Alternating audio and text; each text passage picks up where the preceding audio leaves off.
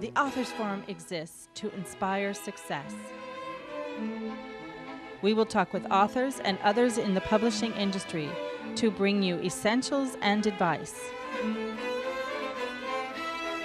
Dr. Veronica Asagui is your host for Authors Forum.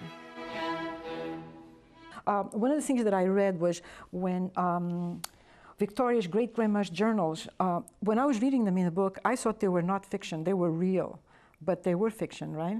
They were absolutely fiction. Because they were so historical with the time, you know? Amazing. Yeah, I wrote these, and the funny thing that kind of happened with that was after I'd finished the book, I was talking to my mom, and I found out that my grandpa, his family had been a part of, his ancestors had been a part of the Underground Railroad at one point. I'm not surprised. And so this was cool. this was a big surprise to me when I found out. And so I was like, wow, and I just wrote all those entries about basically someone who was doing just that. As if somebody was telling you. Yes. As if somebody was, the voice was telling you what to write. Absolutely, yeah.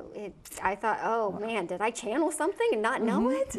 That's what it sounds to me like, because anybody that reads this book is going to say, no way, this is just, it's fantastic, I mean, it's real. You know, that's just awesome. Did you have an editor before you sent the book out to your publisher? I actually did my own editing, and that was quite a job. And so if you can find a reputable editor, if you're writing a book, I think that it's a great thing to do. I don't think that it's an absolute necessity, as some people will tell you, but I think that if you can afford it and you feel like you need it, you definitely should. Let me share this cover with the audience. Isn't this beautiful? All She Ever Wanted, T.L. Cooper. So who designed the cover? Did you have input into it? My husband and I designed the cover, and mostly my husband, he did this photo and he did the photos that are inside of it, and I wrote the document that is here. And the kind of interesting thing about it was my husband hadn't even read the book yet.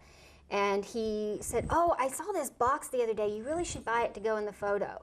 So we bought this box to go in the photo, and there's a memory box in the book. So he didn't even know this. In the book, my main character is drinking a glass of scotch, and my husband went and got the glass of scotch and said, we should put this in the picture. Again, he didn't know that she was drinking scotch. And so, of course, from the memory box, she's pulling out pictures and written documents.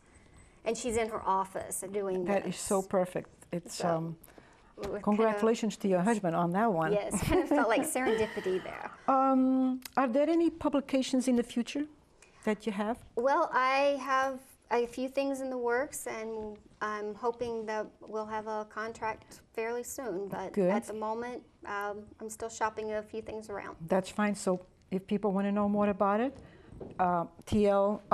Cooper's coming new work, they just have to look on your website to keep track of it.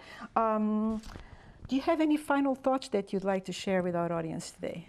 Well, it's been a real pleasure being here and talking about All She Ever Wanted. I published this book in 2002, so sometimes going back and revisiting a book that has been out for a while can be interesting, but it also shows me that the book still has appeal, which feels good to me as a writer, because so many books only last 3 to 6 months on the shelf, and then people don't really buy them anymore. So I'm really glad about that, and I think that writers out there, piece of advice to you, keep writing, don't give up, and don't let anyone tell you that you can't do it, because you can. That's awesome.